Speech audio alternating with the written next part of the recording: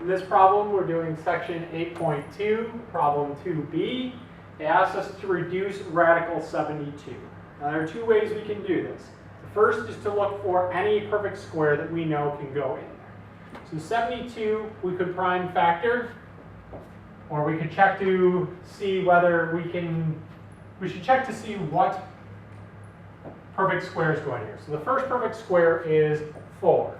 4 does go into 72. 72, it goes into 18 times. So 4 will go into 72 18 times. So we can use the same property we used before to split this up into two radicals. So we can split this up into radical 4 times radical 18.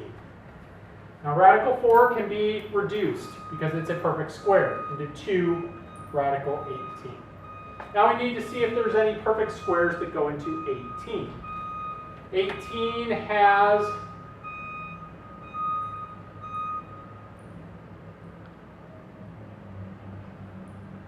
oh, 9 that goes into this.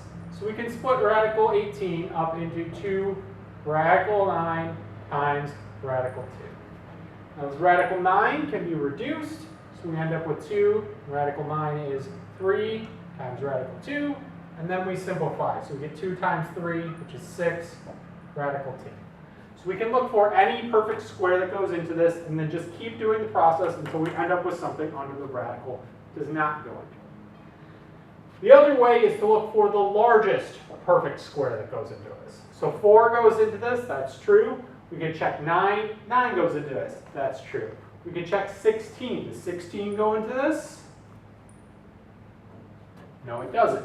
We check 25, does 25 go into it? No, it doesn't. We check 36, does 36 go into it? Yes, it does. So we can use 36. We check 49, does 49 go into 72? No, it doesn't. And we check 64, it does not go in. And we check 81, but we're bigger than 72, so we don't need to check any larger numbers. So 36 is the largest perfect square that goes into 72.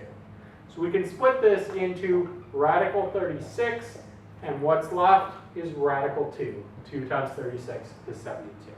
Radical 36 gets simplified to 6, and we're left with the radical 2, which is the same answer we found before. So we can either do it in many steps, or we can do it in one single step and look for the largest perfect square that goes in.